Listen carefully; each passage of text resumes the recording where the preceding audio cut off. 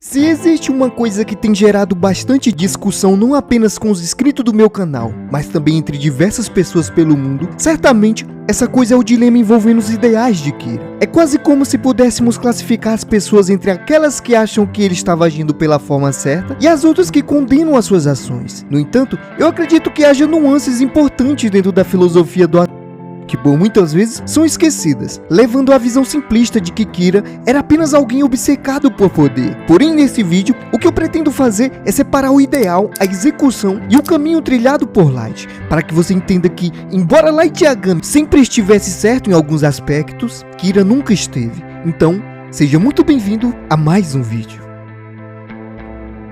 Para começarmos essa análise, vamos analisar os dois primeiros episódios de Death Note, pois são eles que estabelecem de maneira eficaz os alicerces de toda a obra. Desde o princípio, fica evidente que Light tinha a intenção de purificar o mundo da sua impureza, digamos assim. Utilizando o caderno para eliminar os criminosos, assim ele construiria uma nova sociedade. No entanto, é nesse ponto que surge o primeiro grande dilema moral que alimenta o debate. Seria justificável eliminar criminosos para criar um mundo melhor? A resposta é que o ato de matar é imoral, independentemente da justificativa. Um dos livros que eu recomendo bastante vocês lerem é As 48 Leis do Poder e O Príncipe de Maquiavel, que são obras que casam bem com o tema do nosso vídeo. Contudo, vale lembrar que, embora Maquiavel nunca tivesse dito literalmente a frase "os fins justificam os meios", em sua obra sugere essa ideia. É ilusório acreditar que a busca pelo bem precisa estar sempre ligada a métodos moralmente corretos. Segundo Maquiavel, moralidade e política são conceitos que frequentemente se distanciam. Ele afirma que quem permite a desordem para evitar conflitos acabará enfrentando tanto a desordem quanto mais tarde o conflito.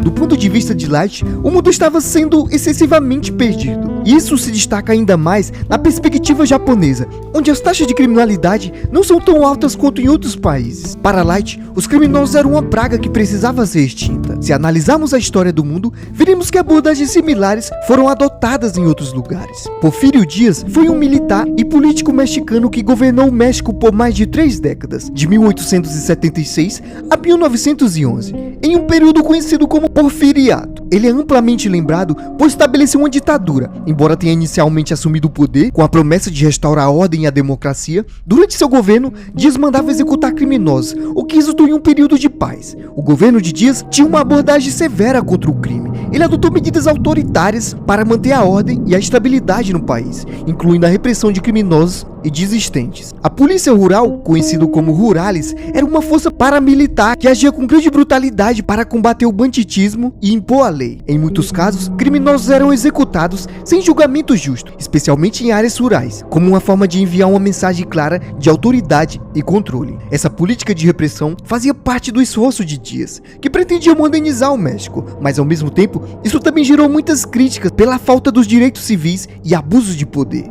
Singapura também é outro lugar que nos serve como exemplo, com uma das menores taxas de criminalidade do mundo, devido a eles têm uma postura rígida em relação ao crime. Além da pena para crimes graves, como o tráfico, o país também adota outras políticas de tolerância zero para crimes menores, como e pequenos furtos. As leis rigorosas e a fiscalização eficiente criam uma sensação de segurança, e o governo investe fortemente em educação e conscientização para evitar que os cidadãos se envolvam em atividades criminosas. Uma coisa que particularmente seria bem difícil de ver aqui no Brasil, né? Esses exemplos que eu acabei de dar refletem a ideia de que a melhor forma de combater o crime seria eliminando os criminosos. Um dos principais contra-argumentos a essa visão é que, mesmo sendo criminosos, suas vidas devem ser respeitadas. No entanto, esse ponto de vista pode ser considerado ingênuo, pois alguém que põe a vida dos outros em risco não deveria esperar que a sua própria vida fosse preservada. Esse pensamento se identifica ainda mais em muitas regiões do mundo, como por exemplo aqui no Brasil mesmo, onde certamente nos deparamos com criminosos dispostos a tirar vidas por bens materiais que você conquistou com seu esforço e o seu trabalho honesto. É absurdo ouvir pessoas afirmando que ladrões não merecem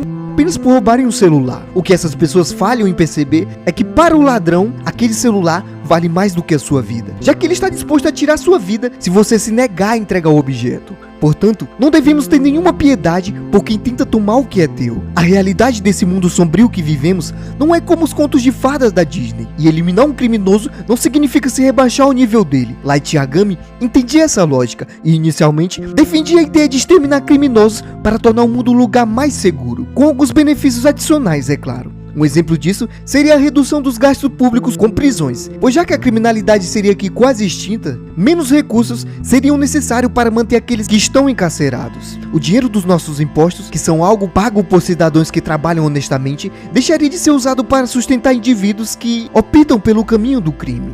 Da mesma maneira, Light desafia as normas aceitas pela sociedade, com uma crença de que ninguém merece morrer, uma opinião frequentemente vista como moralmente correta. Porém, se formos completamente francos e deixarmos de lado qualquer julgamento moral, podemos perceber que não há necessidade de manter vivos aqueles que escolhem fazer o mal, e que a sua eliminação traria benefícios para a sociedade como um todo. Assim, fica evidente o ideal de Light, que sempre visa o bem maior. Muitos acreditam que o problema surgiu quando ele passou a querer ser visto como um deus. Embora isso seja verdade, houve um ponto em que ele cruzou uma linha que, se não tivesse sido ultrapassada, tornaria o debate sobre Kira muito mais simples. No episódio 2, começamos a ver um surgimento de grupos na internet apoiando Kira, pois muitos celebravam o fato de que finalmente alguém estava tomando ações concretas contra o crime. Curiosamente, até aquele momento, Kira não havia perdido o controle. Na verdade, aquele seria o momento ideal para manter as coisas como estavam e se tornar um símbolo duradouro da paz. Para esclarecer, as pessoas que não tinham nada a temer viviam tranquilas, sem preocupações, sabendo que nada de mal lhes aconteceria, pois eram cidadãos honestos e que não prejudicavam ninguém. Por outro lado, aqueles acostumados a uma vida criminosa passariam a viver com receio de continuar com suas práticas, temendo serem descobertas e ser punidos por Kira. Por isso, até certo ponto, era crucial que Kira fosse percebido como uma figura superior, alguém além de todos. Não importava onde os criminosos se escondessem, se ele cometesse um crime, Kira o encontraria e o eliminaria. Esse era o motivo pelo qual o Light precisava que Kira fosse reconhecido. No entanto, o problema começou quando Light não conseguiu se desassociar desse ideal. Ele jamais deveria permitido que acreditasse ser um deus, mas sim reconhecer que havia criado uma figura para purificar o mundo. Embora essa figura seja idolatrada, Light não deveria esperar que ele próprio fosse alvo de adoração. Em vez disso, deveria entender que Kira precisava se tornar um símbolo de justiça. Quando Light decidiu se tornar Kira, em vez de enxergá-lo de forma simbólica, foi nesse momento que tudo começou a se desvirtuar. Muitas vezes, Kira é comparado com outros vilões genocidas da ficção, como por exemplo Madara, Zack Yagi, Thanos, Goku Black, entre outros. São vários personagens que eu poderia usar como exemplo. No entanto, as motivações desses personagens são muito diferentes. Madara desenvolve um ódio pela humanidade ao longo de sua vida, pois ele acreditava que as pessoas são inerentemente egoístas e destrutivas. Sua visão distorcida do mundo o levou a criar o plano do Olho da Lua, onde ele deseja prender a humanidade em uma ilusão eterna para acabar com o sofrimento. Zack, também conhecido como Bestial, possui um profundo desprezo pela humanidade, especialmente pelos Eldianos. Ele acredita que a única forma de trazer paz ao mundo é exterminando sua própria raça, já que os considera a origem de grande parte dos problemas. Thanos acreditava que eliminando metade do universo traria o equilíbrio, ignorando fatores como espécies invasoras, extinção de certas formas de vida e o impacto social de cada sobrevivente. O genocídio aleatório de Thanos é sem sentido,